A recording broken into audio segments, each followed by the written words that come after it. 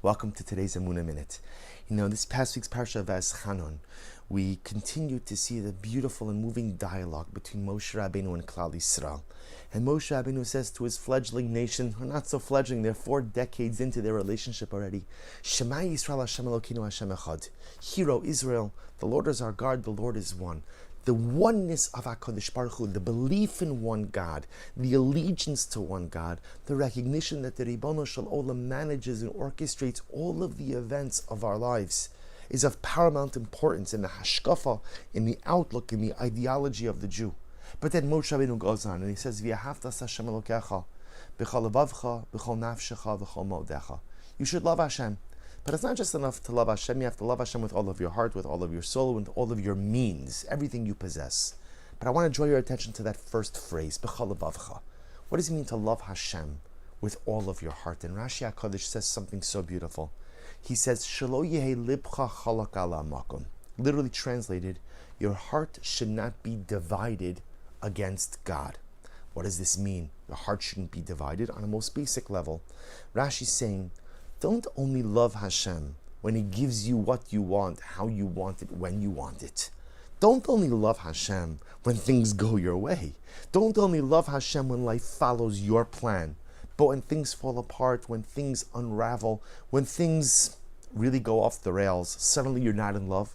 Don't be like that. What does it mean to love Hashem? With all of your heart, in all times, in all circumstances. Let your heart not be divided against HaKadosh Baruch Hu. Is this not the recipe for success in all relationships? Imagine for a moment in a marriage, if a husband says to his wife, I love you as long as things are good. I love you as long as you say what I want, when I want it, you do what I want, how I want it, when I want it. Such a relationship doesn't work. A relationship that's predicated on the other party always doing what I want, how I want, when I want, is never going to be a relationship that has the possibility to endure. HaKadosh Baruch Hu says, I want a relationship with you. V'ahavta es Hashem Elokecha b'chol levavcha. Moshe Rabbeinu says, it's only going to work if you're committed. It's only going to work if you're in. It's easy to love God when life goes according to your plan, when everything goes your way. But that's not what it means to be in a relationship with Hashem. B'chol levavcha. Even when things are difficult, even when things are challenging, shelo yeh libcha chalak ala makom. Let your heart not be divided against HaKadosh Baruch Hu.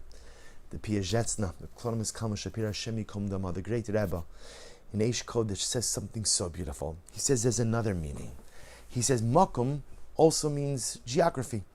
Shelo yeh libcha chalak ala makom. The Rebbe says in such a beautiful and brilliant insight. He says, let your heart not be divided geographically. What does this mean? So the Rebbe says sometimes people think, I could only have a relationship with Hashem here, in this particular place, in these particular circumstances, in this particular matzav, in this particular avirah, this particular atmosphere. Moshe Rabbeinu says, V'ahavta Hashem Elokecha b'chol levavcha. What does it mean with all of your heart? Shelo yeh libcha chalak ala makom. Do not let your spirituality be tethered to geography. Wherever you are, there is the ability to have a relationship with Hashem. And makom doesn't just mean a geographic location. It also means an emotional location. Sometimes in life I'm just not in a good place. Sometimes my geography is fine, but my emotional geography is a little bit off. Whatever your situation in life is, you have the ability to have a relationship with Hashem. We all yearn and pine to get to Eretz Yisrael, but a Jew should never think that a relationship with Hashem could only occur on the holy soil of Eretz Yisrael. Shelo yeh libcha chalak ala makom. Wherever you are geographically, you have the ability to forge a meaningful relationship with Hashem.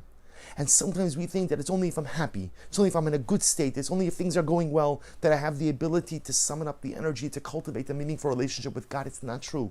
Whatever your emotional or spiritual circumstances are, you have the ability to forge a meaningful relationship with Hashem as well. And think about this for just a moment. Who was the Piazetzna speaking to? He said this actually Parashas Yisro. In 1939, he was telling Jews there in the Warsaw Ghetto, do not let your spirituality be tethered to geography. That even if you are in the Gehenna, even if you're in the hell of the ghetto, if you want a relationship with Hashem, you could have it.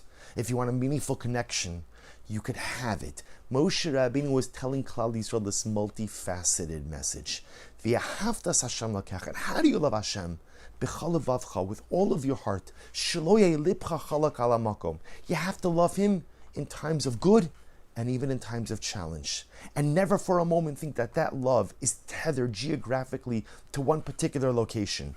Wherever you are geographically, wherever you are emotionally, wherever you are spiritually, if you want it, you always have the ability to forge a meaningful, lasting, and enduring relationship with Hashem. Wishing everyone a wonderful day.